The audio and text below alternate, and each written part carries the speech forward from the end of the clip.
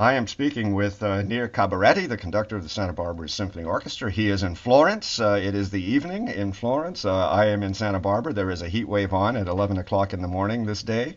And we are going to speak about the upcoming double concert pair coming up on the 25th and 26th of January, Saturday, the 25th of January at 8 o'clock at the Granada Theater in downtown Santa Barbara, and Sunday, the 26th at 3 p.m. in the Granada Theater in Santa Barbara, an all Verdi program with the Santa Barbara Choral Society, Angel Joy Blue soprano, John Pickle tenor, and Nir is going to tell us all about these artists. My curiosity, as we spoke just a few minutes ago, is about this business in European tradition with young conductors and conductors.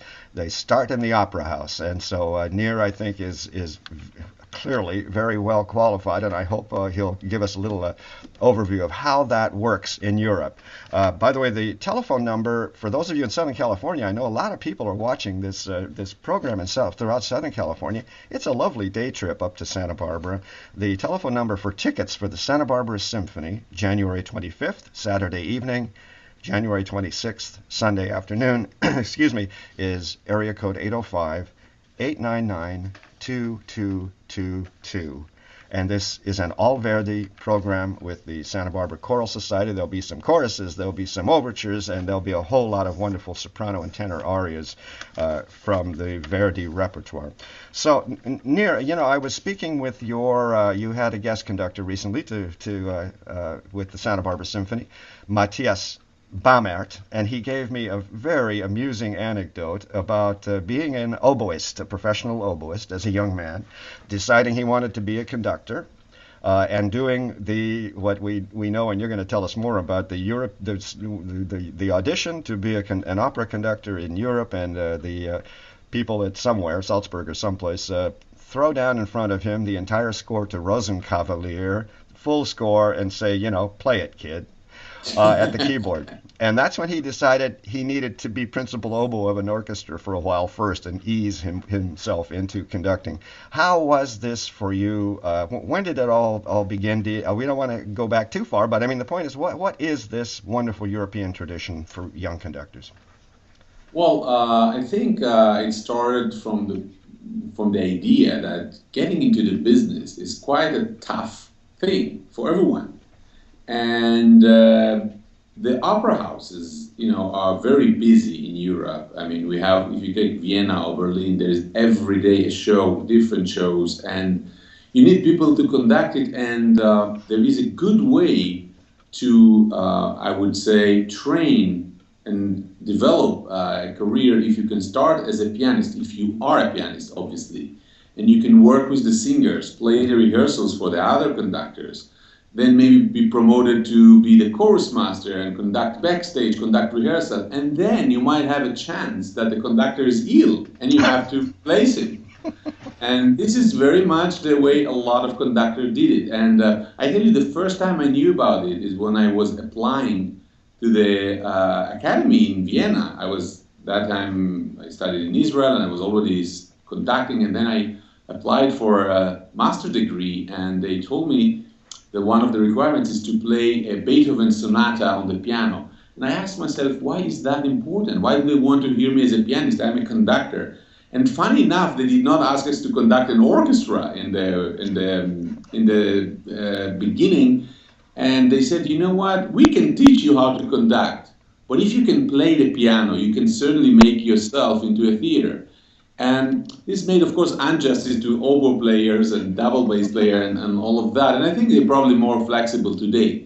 But I know a lot of my colleagues through the piano. First of all, you can make your money even as a student, coaching singers and being a substitute for other colleagues in the opera house, and then get your first salaries as an employee of an opera house. Because let's face it, who give you to be a music director of an orchestra when you are 22 years old?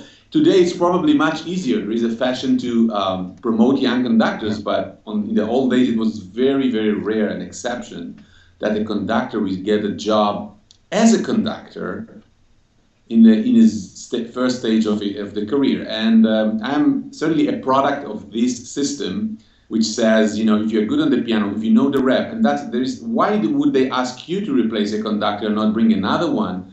Because if you made the rehearsals, if you played through the entire production, you know the tempo, you know where the singers are breathing, you know exactly when the stage director told you to wait, and all these kind of things. And I did it for a while, and then I was in Vienna, and I was playing the rehearsal, and then I heard that the course master is leaving, and they're looking for someone. And the course itself asked me if I'm interested to participate. I said, I'm 29. I know like 5 operas. How can I participate in an opera house that's 60 operas a year? And just come on, you can do it. And I did the audition, and I won. And then from then I was then asked to be assistant to the music director in Spain. That's again doing all the rehearsals for other conductors. And maybe you have, if you're lucky, then in my case it were a few conductors that one had, I won't say names, but one had a trial with his ex-wife, and I had to go to court, and I had to conduct one performance. Another was that I remember one conductor had to do a concert in London, and I had to do the last 2 performances of Il Trovatore. And very often that's what happens with big conductor, that they cannot do the entire schedule. And my debut in Florence, for example, was the abduction from the Serail of Mozart, and Zubin did the premiere and all the shows, but I did the last performances. So you get a chance to do that, and then if you're good, people ask you to do other things and call you to be the main conductor. And now that's how it works. Now let's talk about some other things, because I think this is going to be our opportunity. You're in Florence. There's your surroundings in your home in Florence make me feel all artsy. Let's just tell Santa Barbarans and Southern Californians, give me a little rundown on what's been going on the last few weeks. I know you've just come back from Israel. Give us a little overview of your life as a conductor in Europe these days. Well, I think people understand that even though Santa Barbara is my main commitment as a conductor, and I do most of the season, and it's really a pleasure, a continuing pleasure, I still keep a guest conducting schedule also elsewhere. Even in the United States, I was recently in New York, in Rochester Philharmonic, and in Europe, I was in the last few months in Switzerland. I did Nabucco, there Verdi. I was in Spain right after in Seville, where I did a concert with the orchestra of Seville, which is part of the theater, beautiful theater. I've just, as you say, came back yesterday from Israel, from this concert with the Israel Chamber Orchestra. It was my debut, even though I was born. It was fun. I never conducted this orchestra. And, I keep, even in Florence, where I was employee for 5 or 6 years, I keep come back as guest conductors, which is, of course, a pleasure. It's just around the corner here. By the way, I wanted you to know you mentioned my house. It's very artistic because of my wife's parents, who are both artists. But I live in the street in front of the old theater. It's called Teatro della Pergola. I live in Via della Pergola.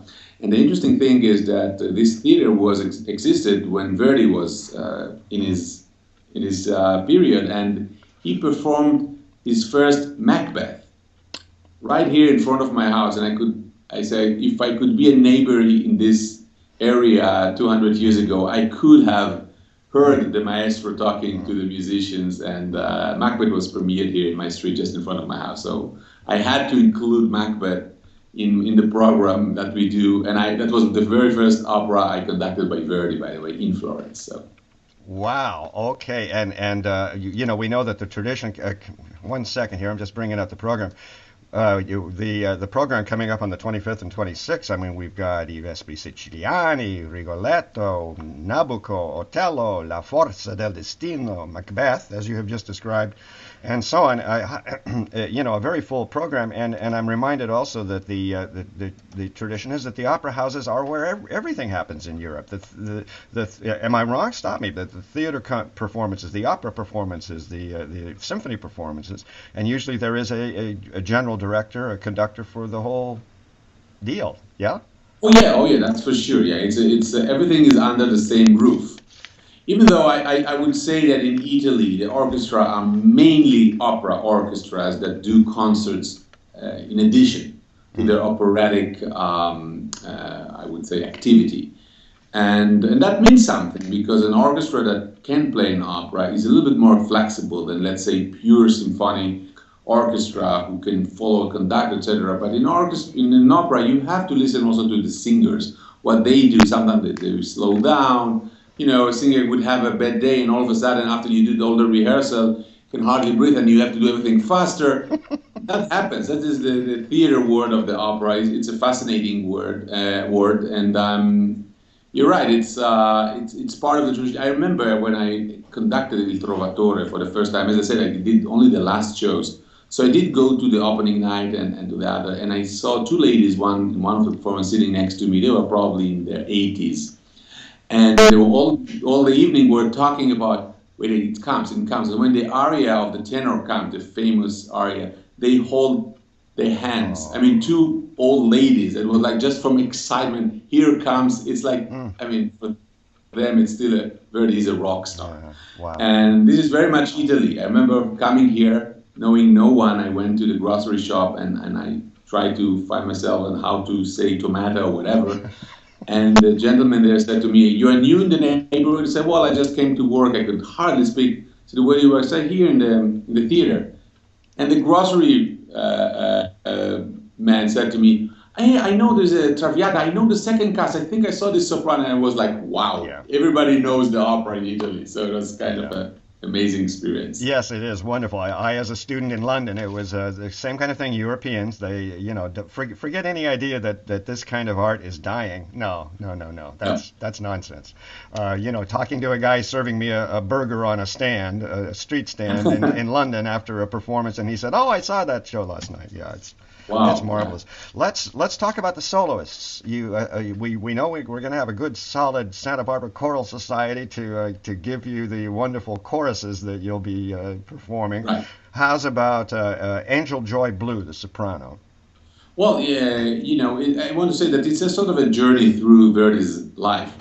We just had the 200th anniversary of Verdi's birth, and I picked up two singers, American singers, who in their voice are very much what we call Verdian voices. And Angel Blue won the Placido Domingo competition Operalia, with probably one of the most prominent competition for young singers, young artists, and she's really a fantastic soprano. I heard her recordings, and I even talked to Placido about her, and he said I couldn't recommend her higher than what I can, and she's really phenomenal.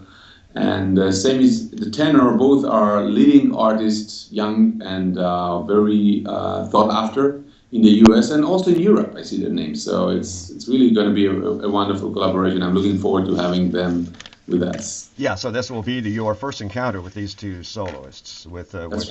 Angel Blue and John Pick. Well, that's exciting all by itself.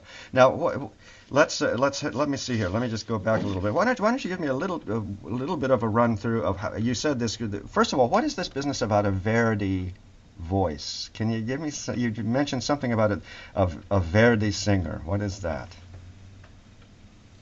Well, in the opera, we are very precise about what kind of voice should sing what. And if, for example, there are Mozart voices, which are, I would say, a little bit thinner in terms of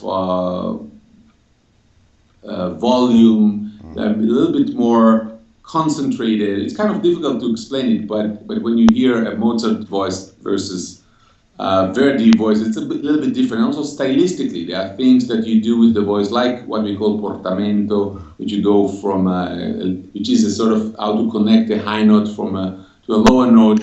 You need a certain legato in the voice, which is a bit different than, let's say, singing a Beethoven, Fidelio, or something like that. So you do want to be sure that this thing is a fit to this Verdi. And they both are. Yeah, and boy, was that quite a little mini lecture there. The public thinks, oh, you just open your mouth, you just sing, you can do Mozart, you can do Verdi, you can do, but the difference. Some can do more than that, but that's for sure. But it's very rarely that you would see, let's say, a good Verdi tenor does, let's say, Wagner. It's kind of very rare.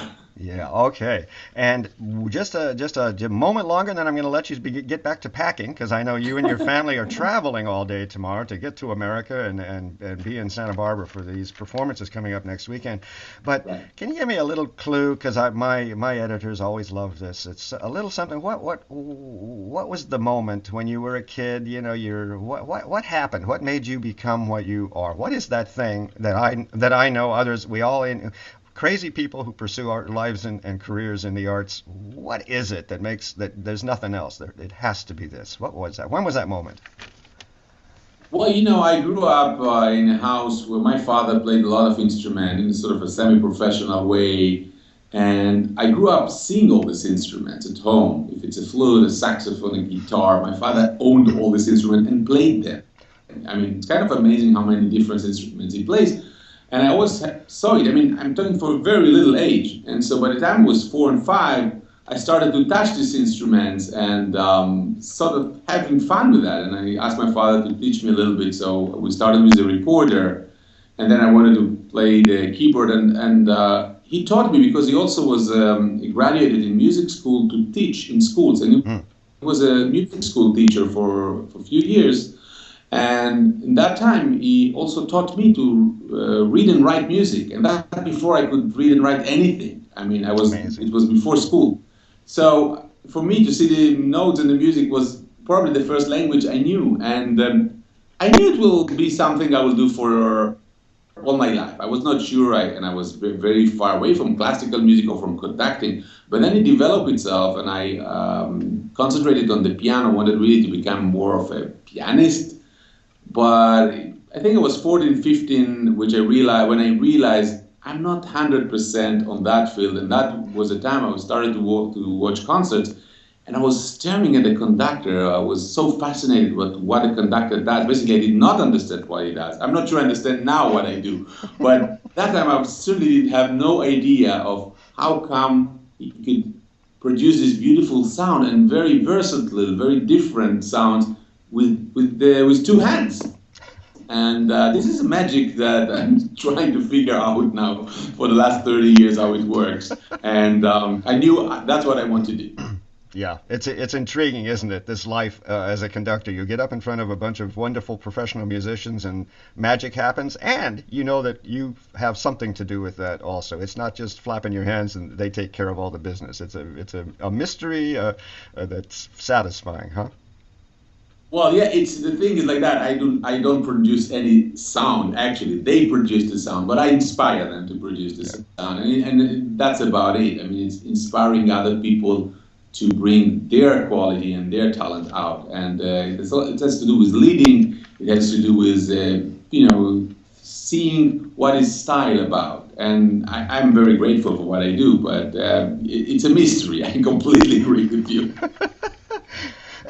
Nir Kabaretti, I want to thank you for very kindly giving me a few minutes as you in the middle of the night there in Florence, as you're getting ready to catch a dreadful whatever 10, 12-hour train flight with your That's family and 2 young children to Santa Barbara. Let's just go through it once again. An all Verdi program, Verdi arias on Saturday, January 25th at 8 o'clock in the evening at the Granada Theater in Santa Barbara, and on Sunday the 26th also in the Granada Theater at 3 o'clock. Telephone number for those in Southern California that want to come up and see a wonderful evening of Verdi arias and overtures and choruses. Area code 805-899-2222. Nir Kabaretti, 8th season conductor of the Santa Barbara Symphony Orchestra. May I thank you personally for being with us these years. Thank you so much, Dan. It's a pleasure. Thank Okay. you. We'll see you in a few days. That's right. Thanks much. Bye bye. Goodbye.